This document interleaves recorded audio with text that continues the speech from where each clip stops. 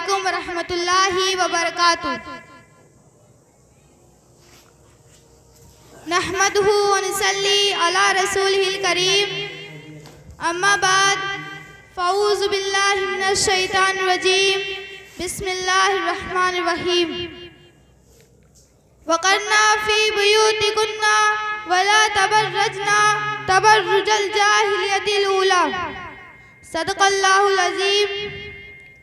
आइए कुछ सुनने और सुनाने से कब्ल आकाए नामदार सल्लल्लाहु ताला अलैहि वसल्लम की बारगाह में दुरूद शरीफ पढ़ ली जाए।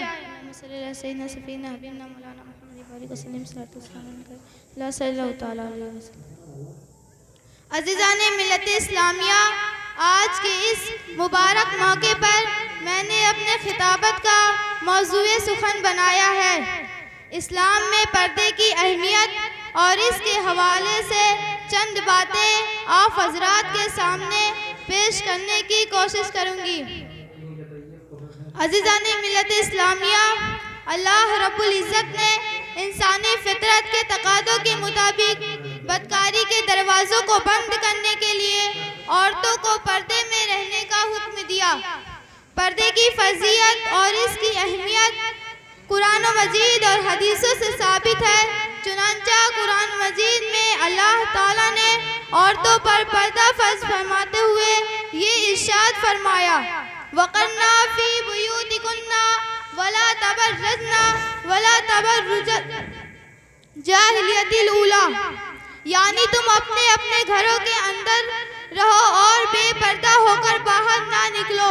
जिस तरह ज़माने जाहिलियत में औरतें बेपर्दा होकर बाहर निकल कर घूमती फिरती थी, इस आयत में अल्लाह ताला ने औरतों पर पर्दा फर्ज फरमाते हुए ये हुक्म दिया कि वह अपने घरों के अंदर रहा करें और ज़माने जाहिलियत की बेहयाई व बेपर्दगी की रस्म को छोड़ दे।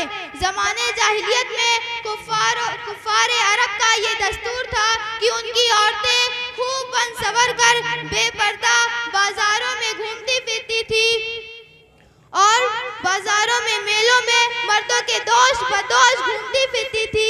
इस्लाम ने इस बेपर्दगी और बेहयाई से रोका और हुक्म दिया कि औरतें अपने घरों के अंदर रहा करें और बिला ज़रूरत घर से बाहर ना निकले, और अगर इन्हें किसी ज़रूरत से घर से बाहर निकलना ही पड़े तो ज़माने जाहिलियत के मुताबिक बनाव सिंगार करके बेपर्दा ना निकले, बल्कि पर्दे के साथ बाहर निकले। हदीस शरीफ में है, रसूलुल्लाह सल्लल्लाहु ताला अलैहि वसल्लम ने फरमाया, औरत पर्दे में रहने की चीज़ है। जिस वक्त वो बेपर्दा होकर बाहर निकलती है तो शैतान उसे झांक झांक करके देखता है।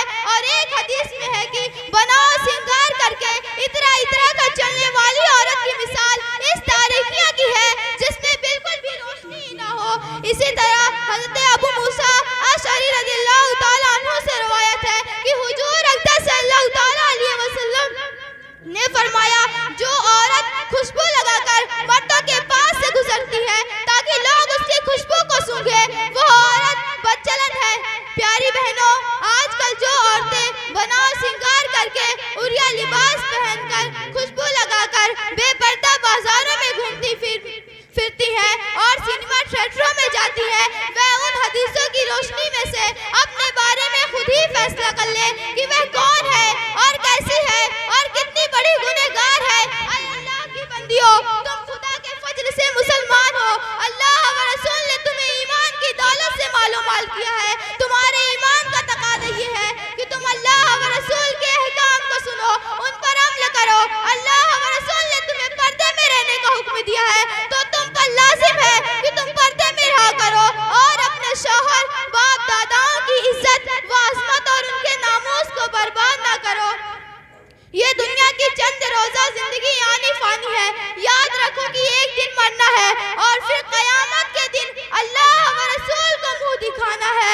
कब्र और जहन्नम के अज़ाबों को याद करो। हज़रत खातून जन्नत बीवी फातिमा ज़हरा और उम्मत की माँ यानी रसूलुल्लाह सल्लल्लाहु ताला अलैहि वसल्लम की मुक़द्दस बीवियों के नक्शे कदम पर चलकर अपनी दुनिया और आखिरत को संवारो और खुदा के लिए यहूद व नसारा मुशरिकीन की औरतों के तरीकों पर चलना छोड़ दो। अब आखिर में यही कहना चाहूँगी कि अल्लाह रब्बुल इज़्ज़त हमें और अता फरमाए। वमा अलैना इल्लल बलाग। अस्सलामु अलैकुम। नहमदुहु व नुसल्ली अला रसूलिल करीम, अम्मा बाद, फ़ऊज़ु बिल्लाहि मिनश शैतानिर रजीम, बिस्मिल्लाहिर रहमानिर रहीम। खलक़लकुम मिन अनफुसिकुम अज़वाजन लितस्कुनु इलैहा व जअला बैनकुम मुवद्दतन व रहमत। सदक़ल्लाहुल अज़ीम। आइए कुछ सुनने और सुनाने से कब्ल आकाए नामदार सल्लल्लाहु ताला अलैहि वसल्लम की बारगाह में दुरूद शरीफ पढ़ लिया जाए।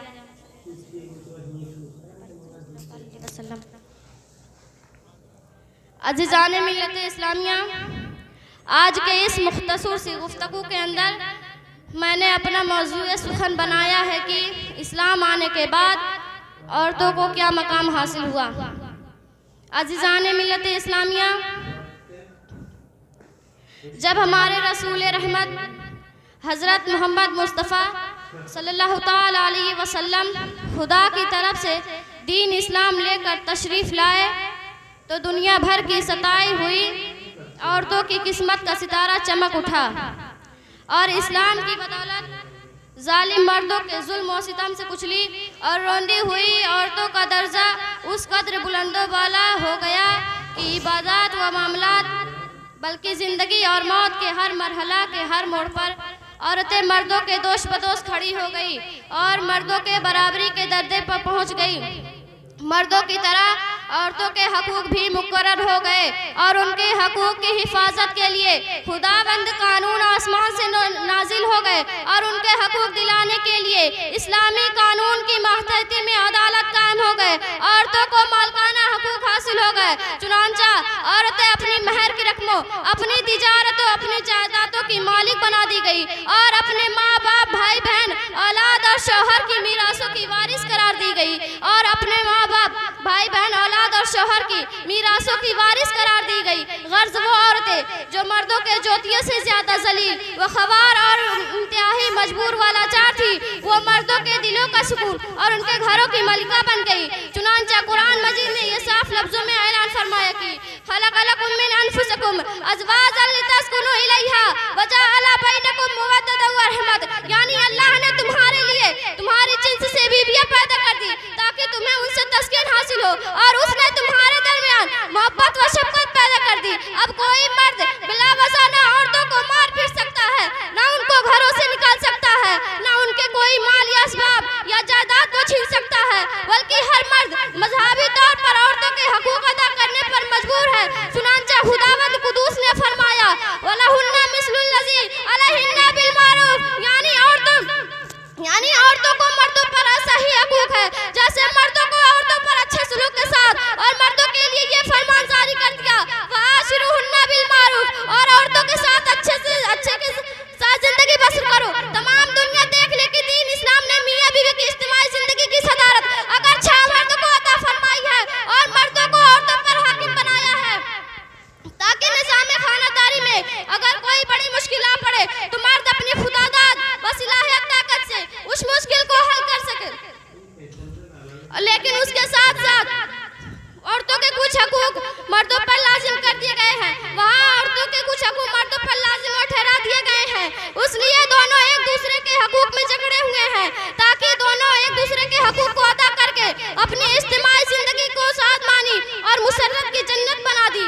अब नफाक और अशकाक लड़ाई झगड़ों के हमेशा के लिए आज़ाद हो जाए। अब मैं आखिर में यही कहना चाहूँगी, अल्लाह रब्बुल इज़्ज़त हमें और तमाम औरतों को मुकम्मल तौर से तौफीक अता फरमाए।